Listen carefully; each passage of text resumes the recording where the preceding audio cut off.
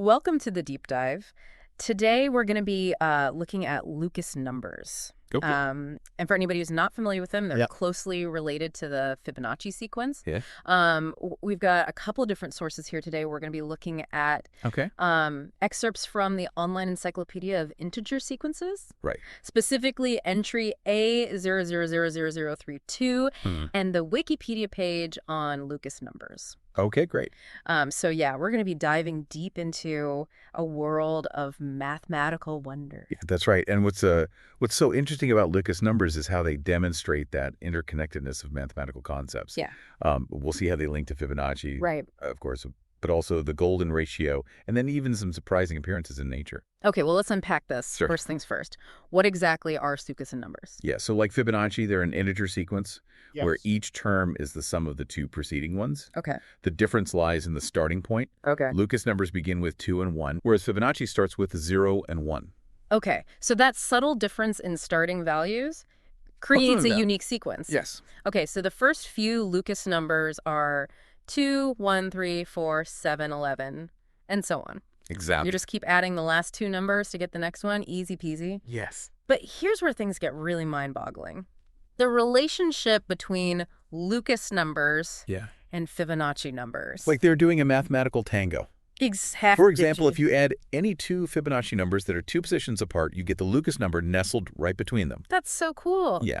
And another fascinating relationship that I thought is that if you divide a Lucas number by the corresponding Fibonacci number at the same position in their sequences, the result gets closer and closer to the square root of 5 as you venture further down the line. It's amazing, right? 1 on the square root of 5. Now that's a curveball. What does that have to do with all of this? It's a tantalizing hint at a deeper connection, a connection that intertwines Lucas numbers, Fibonacci numbers, and the golden ratio, Oh. that mysterious number found everywhere in nature. The golden ratio. Now it's all starting to click. But before we get too far ahead of ourselves, let's look at the formula for Lucas numbers. Okay. And don't worry, we won't be diving into any Right. complex equations. No. We're aiming for understanding, not a math headache. Exactly. The formula might look a bit intimidating at first glance, Yeah. but what it represents is actually quite straightforward. Okay. Each Lucas number can be directly calculated using the golden ratio, approximately 1.618, often represented by the Greek letter phi. So each Lucas number is linked to this golden ratio. Okay. And this connection becomes even more apparent when you compare the formula for Lucas numbers to the one for Fibonacci numbers. Okay. Without getting too deep into the weeds, can you give us a sense of what these formulas look like? Absolutely. So the formula for Lucas numbers is ln equals phi, raised to the power of n plus 1 minus phi, also raised to the power of n. That's interesting. It sounds very similar to the Fibonacci formula, which I know involves phi as well. You're right. The formulas are remarkably alike, highlighting that deep connection between these two sequences. It's like they're two sides of the same mathematical coin. Okay, so we've got these intertwined sequences, both connected to the golden ratio. Right. Now let's get to the really cool stuff, the patterns. Yeah, patterns. Hidden within the Lucas number sequence itself. Right. Our sources point out these fascinating multiplication and difference patterns. Mm-hmm.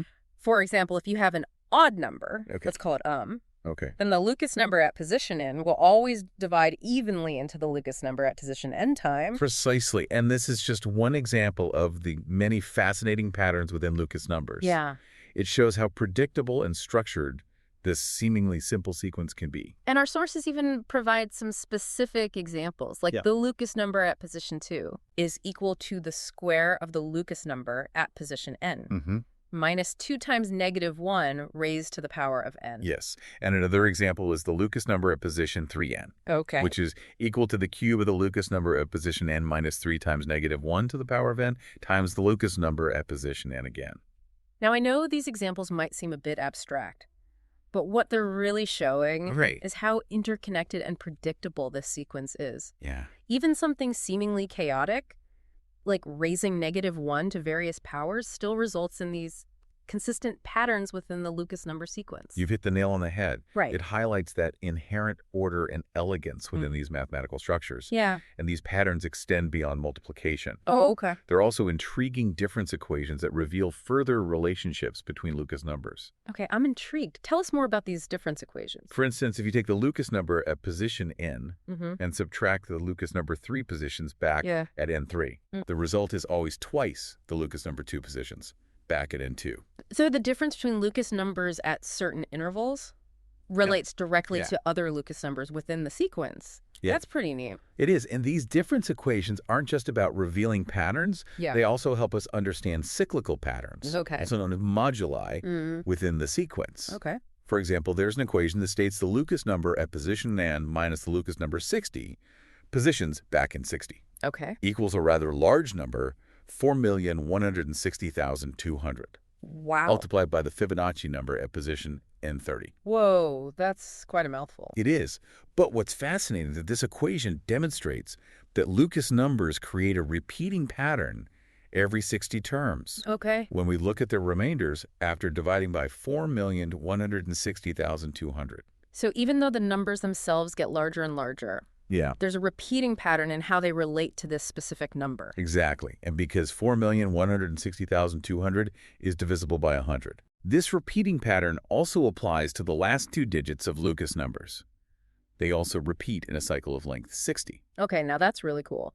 That means if we know the last 2 digits of a Lucas number, we can actually predict the last 2 digits of Lucas numbers much further down the line. Exactly. Like 60, 120, or even 180 positions away. These difference equations give us a powerful tool for predicting and understanding the behavior of Lucas numbers. Yeah. It's like having a mathematical crystal ball. Okay. Now let's switch gears and talk about prime numbers within the Lucas sequence, which brings us to the intriguing concept of Lucas primes. Lucas primes. Now that sounds intriguing. What are they? A Lucas prime is simply a prime number that also happens to be a Lucas number. Okay. The first few are 2, 3, 7, 11, 29, and so on. So prime numbers that happen to show up in the Lucas sequence. Yeah. But here's something that really surprised me when I was prepping for this deep dive.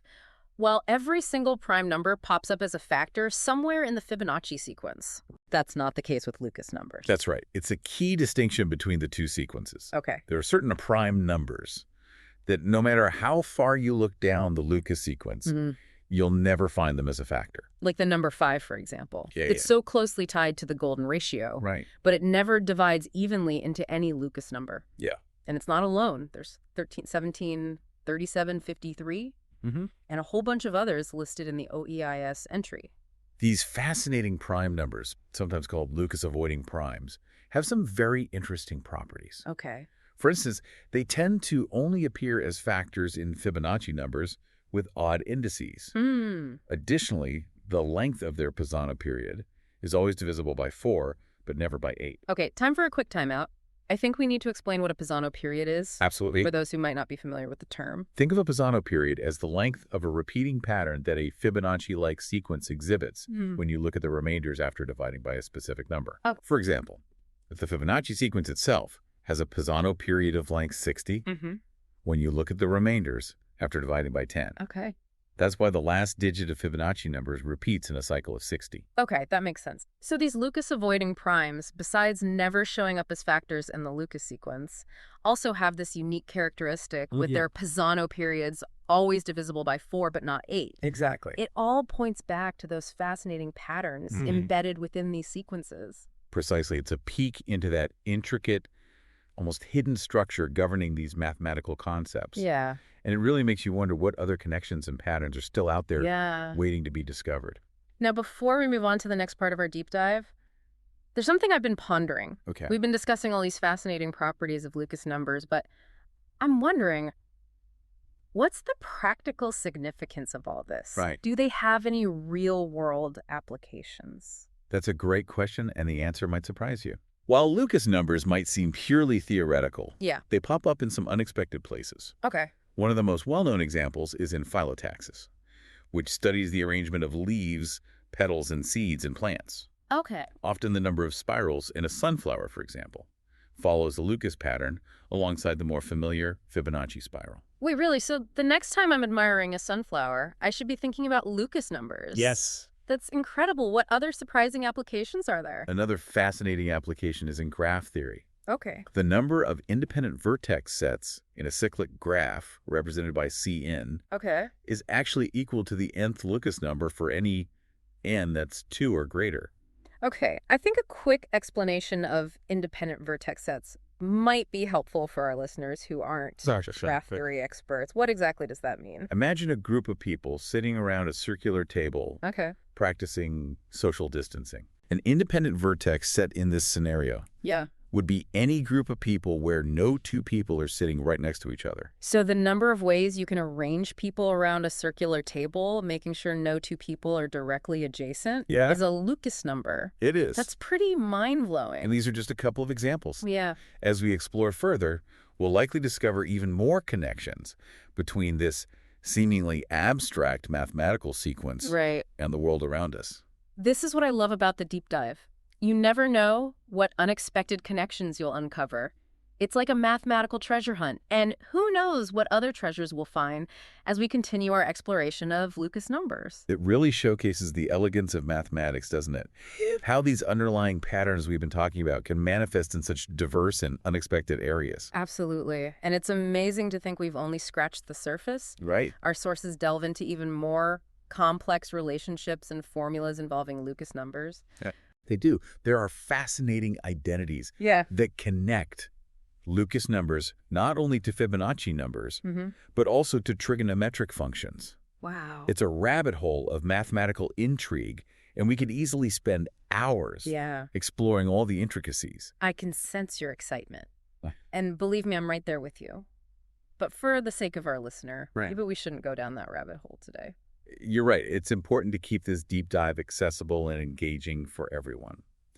So let's take a moment to recap some of the key takeaways. Okay. We've covered a lot of ground, from the basic definition of Lucas numbers to their connections with prime numbers, the golden ratio, and even real-world applications. Exactly. So if our listener could only remember a few things from this deep dive, what would you say are the most important points? Well, I think the biggest takeaway is the realization that a seemingly simple rule, adding two numbers to get the next, can give rise to a sequence with such intricate properties and far-reaching connections.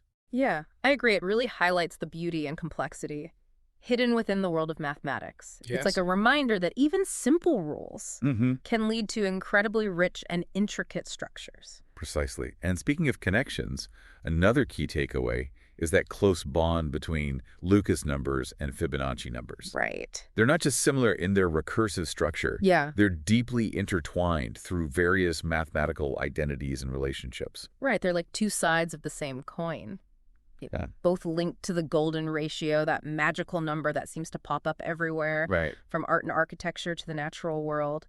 It's a reminder that mathematical principles underpin so much of our world, even in places where we might least expect them.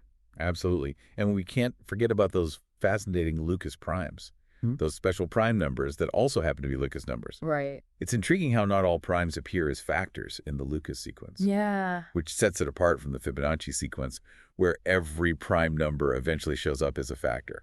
It's like Lucas numbers are playing by their own set of rules, creating a unique and fascinating world of mathematical patterns. Right. And those Lucas-avoiding primes, with their unique Pisano period characteristics, hint at even deeper mathematical structures at play. They do. It's like a glimpse into a secret code waiting to be deciphered. But beyond all the theoretical beauty, we also discovered that Lucas numbers have real-world applications. Right.